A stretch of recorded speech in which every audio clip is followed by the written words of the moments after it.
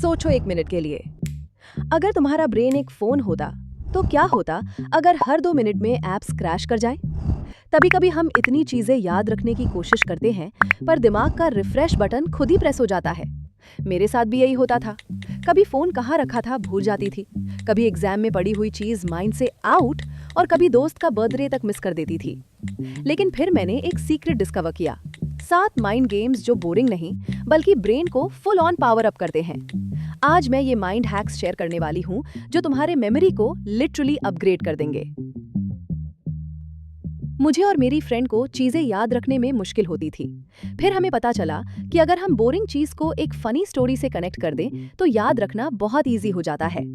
मैं एक रॉकेट पर बैठी मैंगो खा रही थी, शूज पहनकर फोन स्क्रॉल कर रही थी।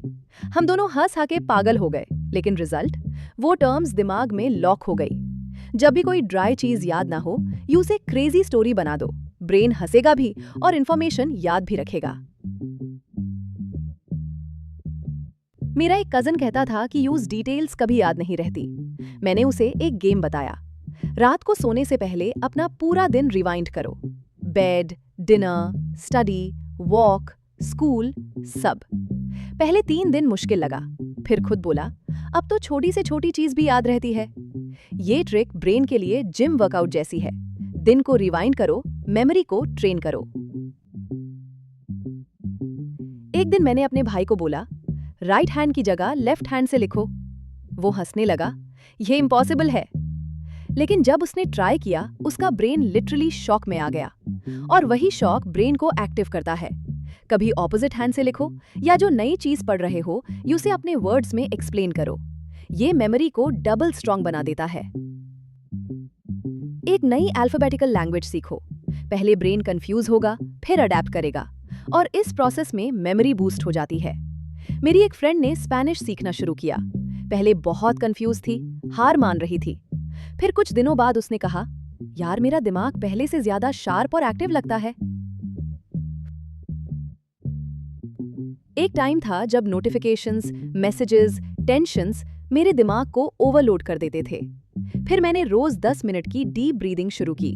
पहले लगा टाइम वेस्ट है, लेकिन 1 मंथ बाद कंसंट्रेशन इतनी स्ट्रांग हो गई कि एक ही बार पढ़कर पूरा पेज याद हो जाता था।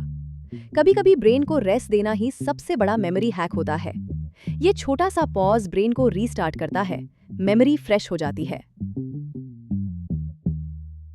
एक दिन मैंने और मेरे छोटे भाई ने मेंटल मैप बनाने का गेम ट्राई किया।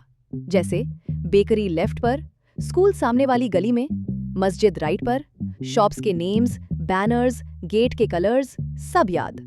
हम रोज एक दूसरे को चैलेंज देते थे, कौन ज्यादा डिटेल्स याद रखता है।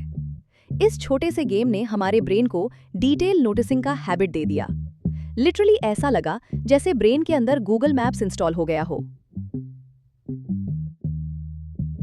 एक दिन मैंने अपनी सिस्टर को साइंस का एक चैप्टर एक्सप्लेन किया।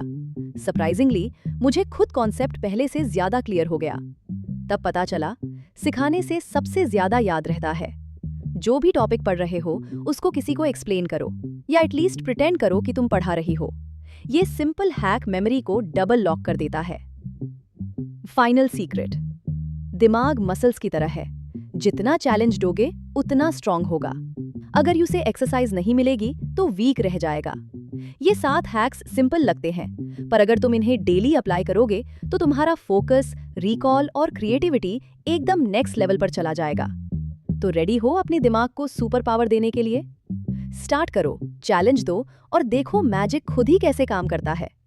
लाइफ इजी नहीं, स्मार्ट बनो। ब्रेन स्ट्रांग, लाइफ स्ट्रांग, यही अल्टीमेट सीक्रेट है।